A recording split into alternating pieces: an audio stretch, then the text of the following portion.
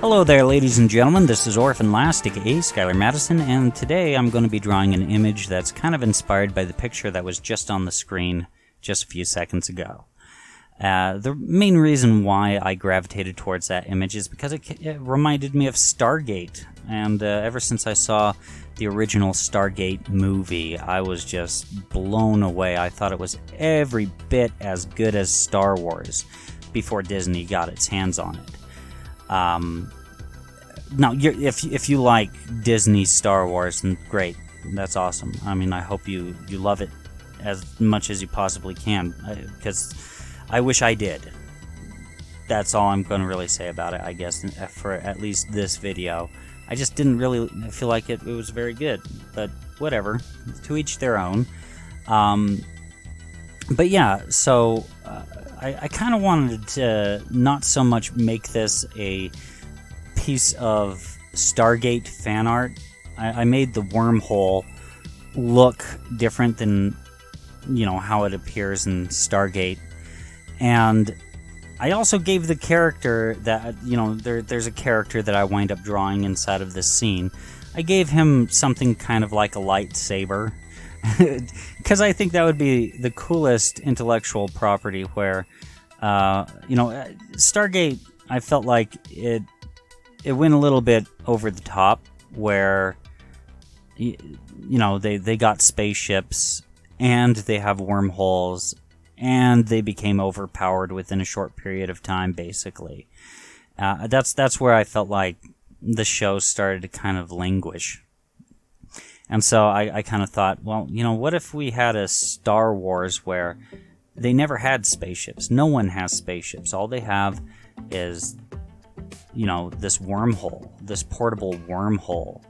Whether the wormhole is truly portable, or if it's like how it is inside of this image where it's like anchored into this ancient structure that's falling apart but has some sort of technology somehow built inside of it that you would never anticipate is built inside of these ancient massive stones.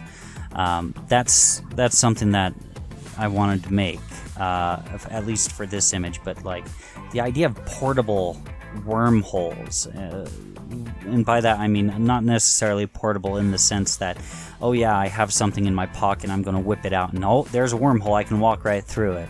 Not so much like that, but portable in the sense of, like, if you have a forklift, you might be able to move it, depending on what the wormhole, how it's designed and stuff like that. Maybe you might be able to move it around. I really like that idea. And so, I have that opportunity now. I would love to write a story set in a universe like this someday, just simply because it's freaking awesome. Whether I write it or just draw it, that would be awesome. It's just every time that I try writing a story, it's just like a prolonged story with, the introduction, catalyst, rising action, climax, and resolution, and stuff like that. When doing all of that, for some reason it never seems to turn out quite right. At least, I don't know, it's like the characters become morons at some point in time, and it becomes kind of disappointing. And, or I completely lose track of what the character motivations are, and so therefore I wind up kind of questioning, who is this guy? Who I've been writing a couple hundred pages of this guy, and I have no idea who he is anymore. Or did I ever have any idea who this character is? And I don't know. I wind up abandoning a lot of writing projects. In fact, all of them. But it's like an illustration where I'm able to kind of picture myself in this world. Is always fun. You saw on the screen just now some images from Frank Frazetta. Now, if anything looked provocative, don't worry. Before I even hit the record button, I blurred it all out. There is no nudity inside of this video. Nothing inappropriate. This is all G-rated.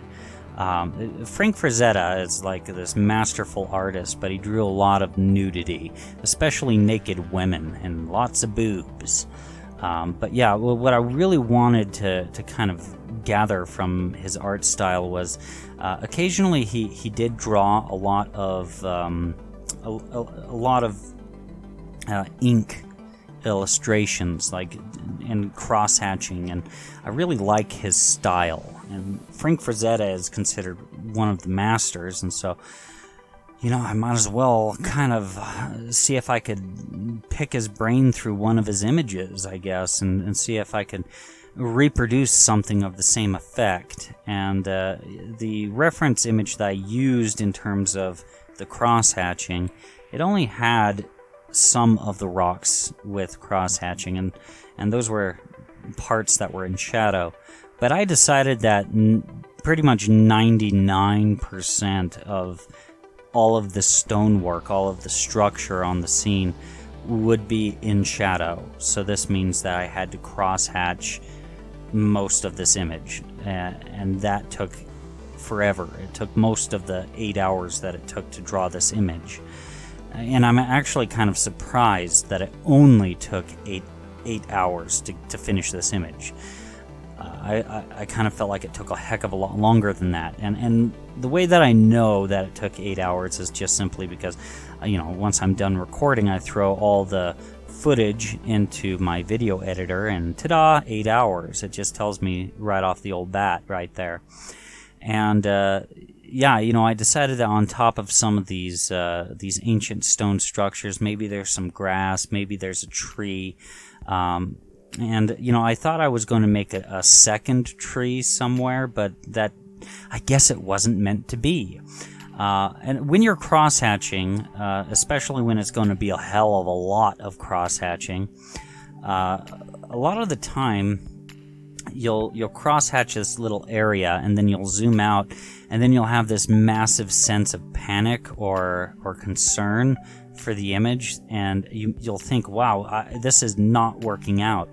But I wound up kind of staying the course, just simply because you don't really know how it's going to turn out until you see how the cross-hatching looks in the context of the entire image, or most of the image.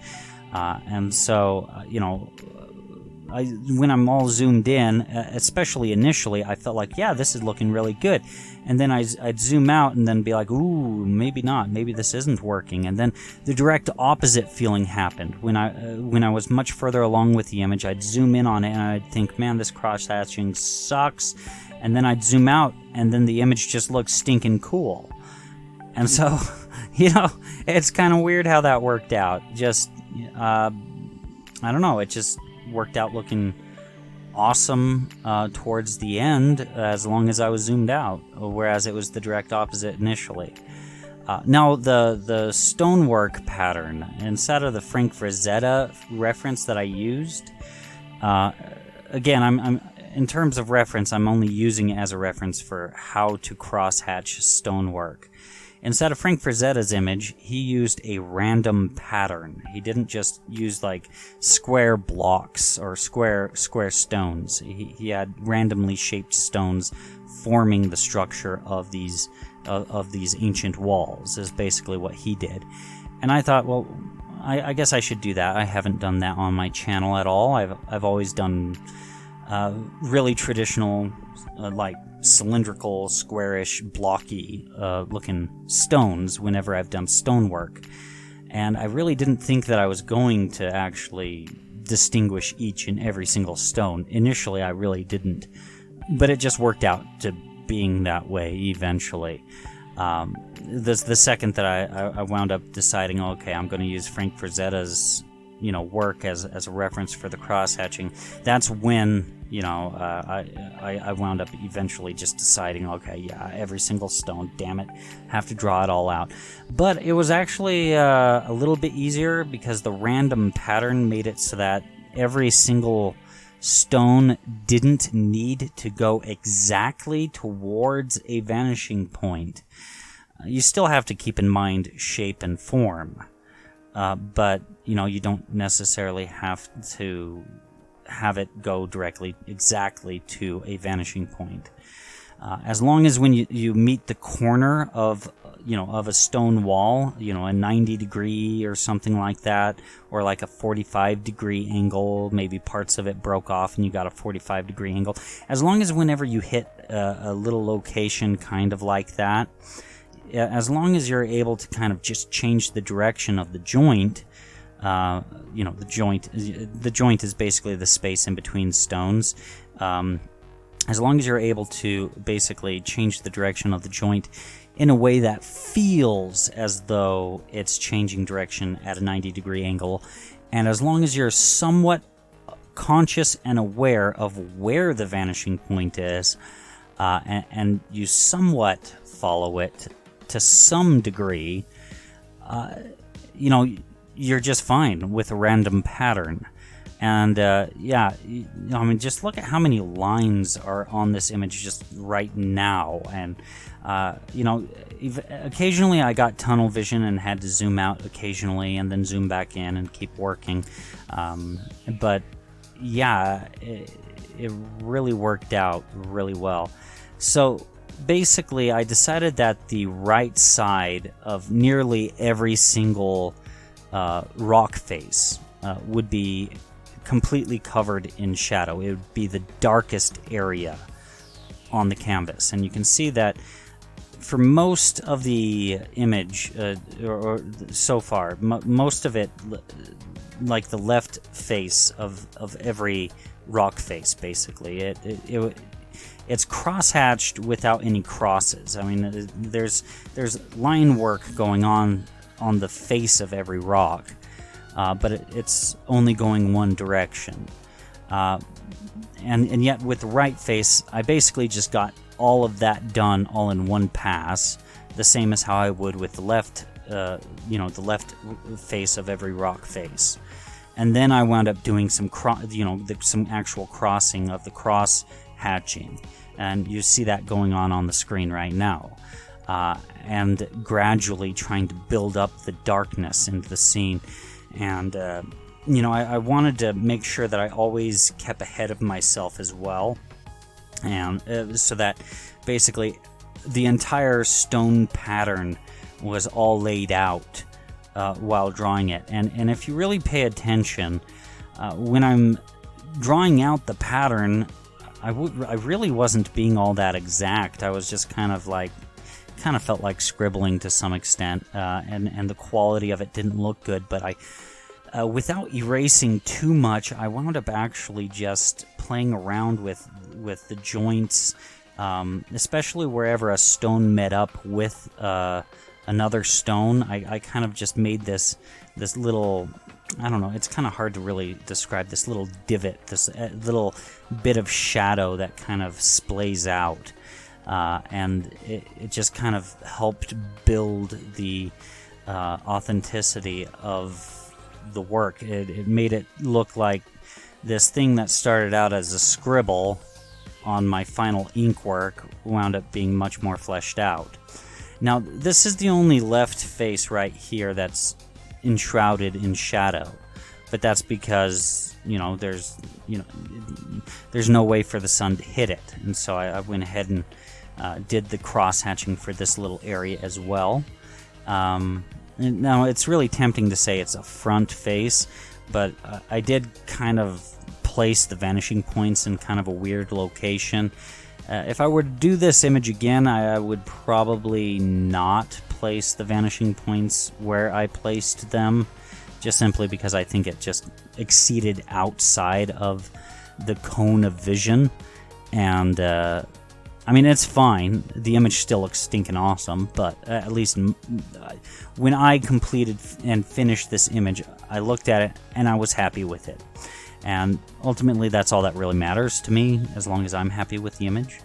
But it did wind up going outside of the cone of vision, so there is a little bit of weird distortion going on that you normally don't expect out of linear perspective. If it was curvilinear perspective and things looked a little bit weird, I'd be totally happy with it. But with this image, it feels slightly unsettling, is the thing. You don't expect straight lines to behave as they do at one specific location of this composition. And like here, you can see me kind of lining out the the pattern, and you can see just how scratchy my line work is. It looks okay, but it's not like really super refined. It's only until I start doing the cross-hatching that I wind up darkening these lines and kind of refining them better, and all of that. Like, you can really see that there wasn't... there was a thought process being used while doing all of this. Of course there was, but I wasn't really attached to any one particular line. And when I normally do stonework, instead of an illustration, I'm really meticulous. But since it was a random pattern, it's like, okay, yeah, I can get away with this. This looks really good. And you can actually see how I'm refining it. You can actually see what I'm doing in order to refine these really rough lines to lay out the pattern of the stone and such. And here I've once again, the right faces, this is 2-point perspective, so the right face of every rock face is in shadow, and so here I'm embarking on the process of cross-hatching it. And I found it kind of difficult to try to cross-hatch in a really dense sort of way every single stone all at once, at least in this area. And so I wound up just cross-hatching each and every single stone individually. And I don't know if that necessarily works better. I don't know. I would love to master cross-hatching to the point to where I could get away with as little cross-hatching as possible. But then again, I really like how images look when it just has a ton of it. It just looks stinking awesome. But yeah, if you're reducing the size of the image at all, like you do in comic books, you initially start out with this rather large piece of Bristol board, and then it gets reduced down to 7 inches by, I don't know, is it 8 or 9? 7 by 9, I think. Anyhow, you know what I'm talking about. Basically, if you have to reduce the size of the image at all, then you don't want to have too much cross-hatching. I think this would be too much if the image was reduced in size. It would wind up losing all of its clarity if that were the case. And here I'm just working on the staircase. I'm really happy with how the staircase turned out, especially with the shadow and everything. And you haven't right now. You don't even see the shadow.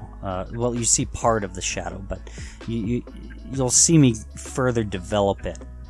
And here I'm making a selection, and this is to make sure that my cross-hatching doesn't exceed outside of a particular region. And that kind of seems like it helps me, because I don't know how a lot of inkers, how they make sure that they make every single line exact. And if you watch comic book artists and comic book inkers, they're not working slow at all, and yet somehow they get their line to just start and finish exactly where they want it every single time. It's fascinating and phenomenal. I just don't know how they do it so well. And so I decided that there should be some electricity going on along these I guess split archway that wraps around the wormhole. I thought that would look really cool. Maybe somehow this ancient architecture is somehow charging this wormhole. Maybe this is like one of the first wormholes ever made, and I don't know, maybe this guy is going to the home world where the first wormhole was first created, and maybe he's investigating them. I don't know. You kind of think, what would be the story of this universe as you're drawing it, because it is exciting to see an image come into shape and form and all of that. Here's a little section where I was thinking, this is part of the staircase that kind of broke off, and I saw an image made by Frank Frazetta on Google Images, but the thing is it sometimes you look at the thumbnail and everything and kind of blown up, and then you tell Google Images to kind of open image in its own tab and all that, and it loses all of its resolution that way. I mean, it's like the image looks better when it's really tiny, and I saw that he made a broken rock that way. I saw how he did it, and so I tried to mimic it a little bit. In the end, I wound up kind of doing my own thing anyhow, and I hope the idea is sold that yes, this is part of the staircase. It's broken off. This is ancient architecture, and it's falling apart, and yet it still seems to be operational as a piece of technology somehow powering this wormhole. And I'm just refining the line work for the staircase, and then quickly lining out the stone pattern.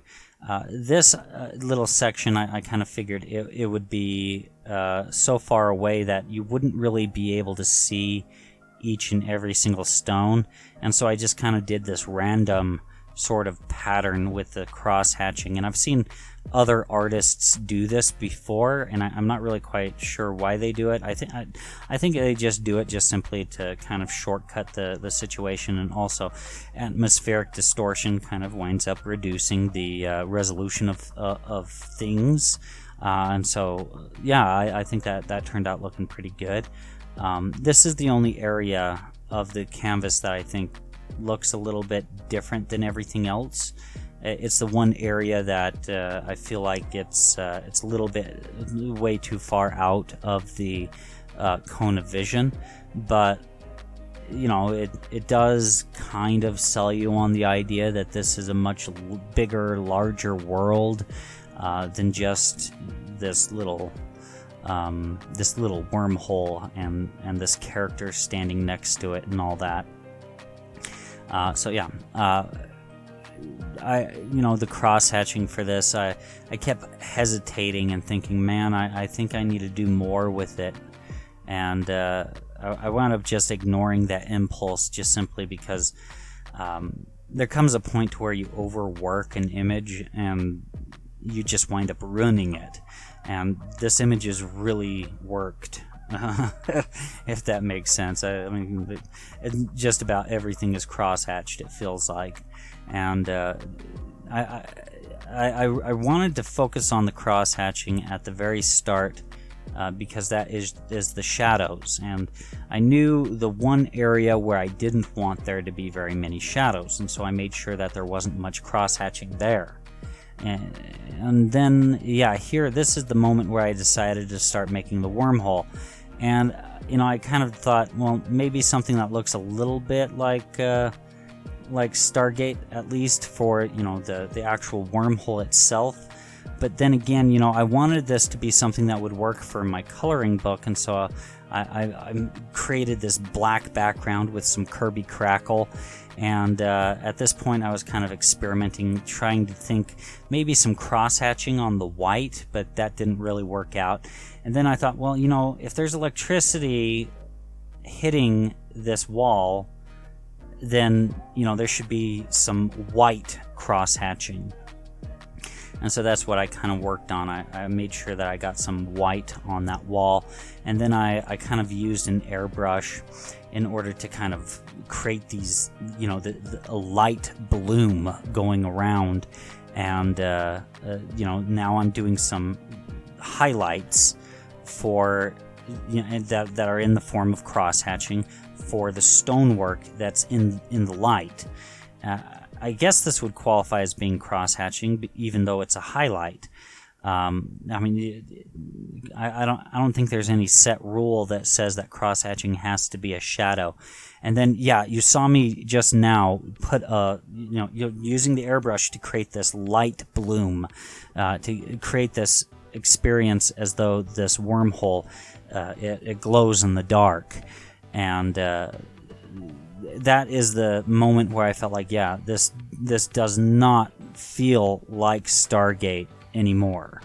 I mean, it starts out as looking kind of like a ripple, but once I added that bloom, it more so feels like little swirls of ink kind of moving around in oil, maybe, if that makes sense. And then I go ahead and use this this cloud brush, and then it's hard to be really exact, making your clouds look really good. And so I just kind of laid down a general cloud that somewhat looks good, and then I started making selections around the canvas and deleting the clouds that needed to be behind objects. And then I added a gradient to the background because I wanted this to be a nighttime scene.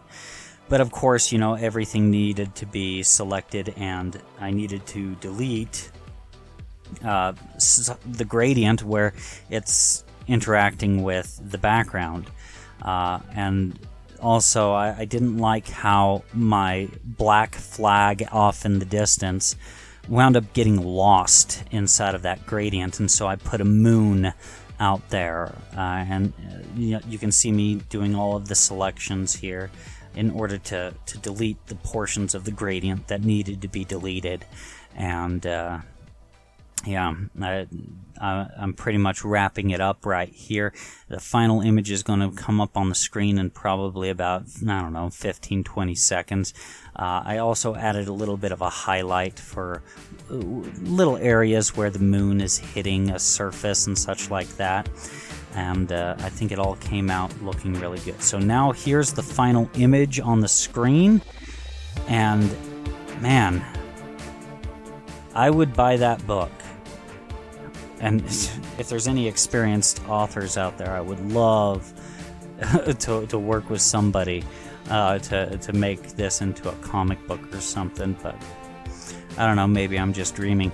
So whatever. If it's just an image, then it's just an image. That's fine. Anyways, guys, that pretty much concludes it for this video. If you guys enjoyed it, please feel free to like, share, and subscribe. And if you guys would like to get more notifications from me, feel free to join my Discord. A link is in the video description below. If you'd like to support this channel, there's an image of my mascot in the upper right corner of the screen. It leads to my Patreon. Any support would be much appreciated. Or feel free to purchase one of my t-shirts. A link to my Teespring is in the video description below. If you've enjoyed this content and would like to see more, feel free to click on anything else that's appearing on the screen right now. Thank you very much for your time.